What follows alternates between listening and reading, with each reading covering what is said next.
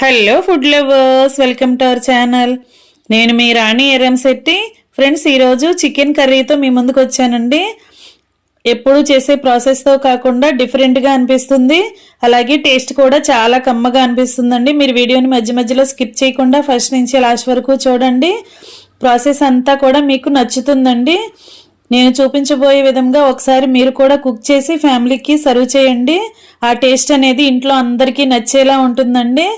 ఇంకా process start చేద్దాం. 1/2 kg chicken తీసుకుని చూపిస్తున్నానండి. దానిలో వాటర్ పోసుకుని 1 table spoon salt, 1/2 table spoon పసుపు వేసుకుని బాగా కడుక్కొని శుభ్రంగా చేసుకుని పెట్టుకోండి. నీరంతా తీసేసుకున్న తర్వాత దానిలోకి టేస్ట్కి సరిపడా సాల్ట్ వేసుకోండి. ఫస్ట్ 1 టేబుల్ స్పూన్ వేసుకోండి, చాలకపోతే కర్రీలో యాడ్ చేసుకోవచ్చు. 1/2 టీ స్పూన్ పసుపు, 4 టేబుల్ స్పూన్లు పెరుగు వేసుకోండి. సాల్ట్, పసుపు, పెరుగు అండి, ఇవి మూడు కూడా ఒకసారి బాగా కలుపుకుంటే ముక్కలకి బాగా పడుతుంది. ఇలా మొత్తం కలిపిన తర్వాత మూత పెట్టుకుని 1 అరగంట పాటు పక్కన పెట్టుకోండి. ఇలా మ్యారినేట్ చేసుకుంటే చికెన్ అనేది సాఫ్ట్గా చక్కగా వస్తుందండి. ఉడికిన తర్వాత ఫ్రిడ్జ్లో అయినా పెట్టుకోండి. కర్రీలోకి మసాలా ప్రిపేర్ చేసుకుందాం. మిక్సీ జార్ తీసుకోండి. 2 టేబుల్ స్పూన్లు అల్లం ముక్కలు, 2 టేబుల్ స్పూన్లు వెల్లుల్లి ముక్కలు వేసుకోండి. 1 టేబుల్ స్పూన్ ధనియాలు వేసుకోండి. 10 లవంగాలు వేసుకోండి.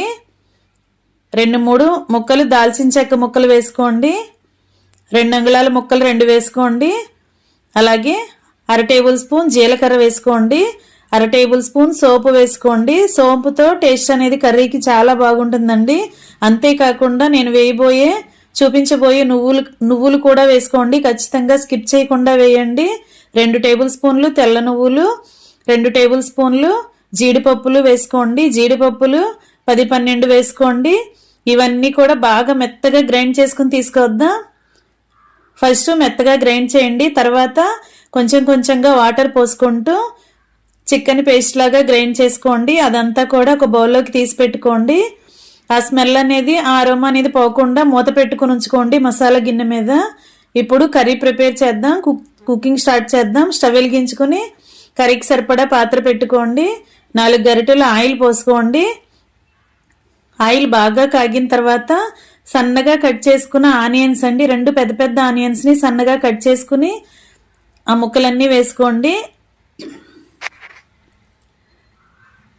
2 లవంగాలు, 1 దాల్చిన చెక్క ముక్క వేసుకుని కడిగి పెట్టుకున్న కరివేపాకు కూడా ఆయిల్లో వేసుకుని అవి చిటపట్లాడే లోపే మనం ఆనియన్స్ని వేసేసుకోవాలండి. లేదంటే లవంగాలు, దాల్చిన చెక్క చేతుల మీదకి ఎగురి పడుతూ ఉంటాయి. అందుకే ఆయిల్ కాగిన వెంటనే కూడా దాల్చిన చెక్క, లవంగాలు వేసుకుని 1 కప్పు ఆనియన్స్ కూడా అలా వేసుకుని 2 పచ్చిమిర్చి కూడా సన్నగా ముక్కలుగా కట్ చేసుకుని వేసుకుని ఆనియన్స్ మగ్గటానికి మాత్రం 1 1/2 టేబుల్ స్పూన్ సాల్ట్ వేసుకోండి. ఆల్రెడీ మనం చికెన్ మ్యారినేట్ చేసినప్పుడు వేసాం కదా, ఇప్పుడు ఆనియన్స్కి మాత్రమే వేసుకోండి. అలా మూత పెట్టుకుని 2 నిమిషాలు ఉడికించుకున్నట్లయితే చక్కగా మగ్గుతాయండి ఆనియన్స్ అనేవి. ఇలా బాగా మగ్గించుకోండి. స్టవ్ మాత్రం ఫ్లేమ్ తగ్గించుకుని ఫ్రై చేసుకోండి. లేదంటే ఒకేసారి హై ఫ్లేమ్ పెట్టామంటే ఆనియన్స్ అన్నీ కూడా మాడిపోయినట్లయితే కర్రీ అంతా కూడా చేదు చేస్తుందండి, టేస్ట్ మొత్తం పోతుంది. ఇలా 2 నిమిషాలు మూత పెట్టుకుని ఉంచుకోండి. ఒకసారి మగ్గాయేమో చూద్దామండి. మూత తీసుకుని ఇలా చక్కగా మగ్గాయి కదా. ఇప్పుడు మనం ముందుగా గ్రైండ్ చేసి పెట్టుకున్న మసాలా పేస్ట్ అంతా కూడా అలా వేసేసుకోండి ఆనియన్స్లోనే. ఈ మసాలా అంతా ఆయిల్లో బాగా ఫ్రై అయితే పచ్చివాసన అంతా పోతుందండి. మనం మసాలా వేసిన వెంటనే గరిటెతో ఎప్పటికప్పుడు కలుపుకుంటూ ఉండాలండి. మనం అలా వదిలేసామంటే అడుగంతా కూడా అంటుకుపోతూ ఉంటుంది. ఎందుకంటే జీడిపప్పు పలుకుల్ని పేస్ట్ చేసి వేసాం కదా, ఆ గ్రేవీ అంతా కూడా అలా కళాయికి అంటుకుంటూ ఉంటుంది. ఎప్పటికప్పుడు మనం గరిటెతో అలా తీసుకుంటూ కలుపుకుంటూ ఉండాలి. ఇలా బాగా మగ్గిన తర్వాత పేస్ట్ అంతా కూడా పచ్చివాసన పోయే వరకు మగ్గించుకున్న తర్వాత ఆయిల్ అంతా కూడా ఇలా రిలీజ్ అవుతూ వస్తుందండి. అప్పుడు మనం మ్యారినేట్ చేసి పెట్టుకున్న చికెన్ని అలా వేసేసుకోండి. చికెన్ మ్యారినేట్ చేసినప్పుడు అల్లం వెల్లుల్లి పేస్ట్ వేసామంటే ఆ ఫ్లేవర్ అంతా ముక్కలకి బాగా పట్టేస్తుందండి. తింటున్నప్పుడు అల్లం వెల్లుల్లి ఫ్లేవర్ వస్తుంది. అందుకే మనం ఇలా చికెన్ని సాల్ట్, పసుపు, పెరుగుతో మ్యారినేట్ చేసుకుంటే సరిపోతుందండి. మనం మసాలా పేస్ట్ని గ్రైండ్ చేసుకున్నప్పుడు అల్లం వెల్లుల్లి గ్రైండ్ చేసుకుంటాం కదా, అలా ఆనియన్స్లో ఆ పేస్ట్ అంతా వేసుకుంటే పచ్చివాసన అంతా పోయి కర్రీకి టేస్ట్ అనేది చాలా బాగా వస్తుంది. మీరు ఈ ప్రాసెస్తో ఒకసారి కుక్ చేసి ట్రై చేసి చూడండి, మీ అందరికీ కూడా నచ్చుతుందండి ఈ టేస్ట్ అనేది. ఇలా మసాలా వేసిన తర్వాత మూత పెట్టుకుని 2 నిమిషాలు మగ్గించుకున్న తర్వాత కర్రీకి సరిపడా సాల్ట్ వేసుకోండి. 2 టేబుల్ స్పూన్లు కారం వేసుకోండి. ఉప్పు కారం మాత్రం మీ ఘాటుకి తగ్గట్టుగా అడ్జస్ట్ చేసుకుని వేసుకోండి. ఇప్పుడు ముక్కలు ములిగే వరకు వాటర్ పోసుకోండి. ఇప్పుడు ఈ వాటర్తో కర్రీ మొత్తాన్ని ఒకసారి బాగా కలిపేసుకోండి. ఇలా బాగా కలుపుకున్నట్లయితే మనం వేసిన మసాలా అంతా కూడా కర్రీకి బాగా కలుస్తుందండి, అంటుకుపోకుండా ఉంటుంది, కళాయికి అంటుకుపోకుండా కర్రీలో కలిసిపోతుంది. ఇలా మగ్గించుకుని ఇలా ఫ్లేమ్ని కొంచెం పెంచుకుని ఉడికించుకోండి. ఇలా మధ్య మధ్యలో మూత తీసుకుంటూ గరిటతో ఎప్పటికప్పుడు కలుపుకుంటూ ఉండండి.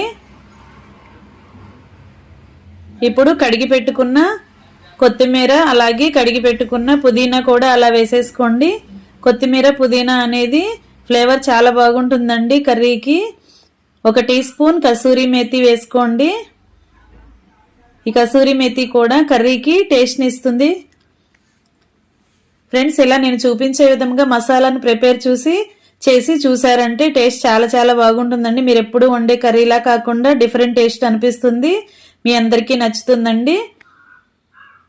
ఒకసారి గ్రేవీని టేస్ట్ చూడండి. సాల్ట్ కానీ కారం కానీ చాలకపోతే మీ ఘాటుకు తగ్గట్టుగా యాడ్ చేసుకోండి. ఇలా కొత్తిమీర అంతా కూడా పుదీనా అంతా కూడా అలా కర్రీలో బాగా కలిపేసుకున్నాం కదా. ఇప్పుడు ఫ్లేమ్ని తగ్గించేసుకుని మనకి కావలసినంత గ్రేవీ వచ్చే వరకు అలా ఉడికించుకోండి. ఇంకా స్టవ్ ఆఫ్ చేసేసుకుందాం. ఇంకా రెడీ అయిపోయిందండి నువ్వులు kaju chicken curry, chicken gravy curry. చాలా చాలా టేస్టీగా ఉంటుంది. వీడియో నచ్చినట్లయితే లైక్ చేయండి. అలాగే మీ ఫ్రెండ్స్కి, ఫ్యామిలీ మెంబర్స్కి రెసిపీ షేర్ చేయండి. నా ఛానల్ని ఫస్ట్ టైం వాచ్ చేసిన వారైతే సబ్స్క్రైబ్ చేసుకుని పక్కనే ఉన్న బెల్ ఐకాన్ని కూడా యాక్టివేట్ చేయండి. నేను పెట్టబోయే రెసిపీస్ అన్నీ కూడా మీ ఫోన్కి నోటిఫికేషన్కి వస్తాయి. ఏ రోజు రెసిపీ ఆ రోజు ఓపెన్ చేసి చూడొచ్చు. Thanks for watching. నేను మీ రాణి రంసన్.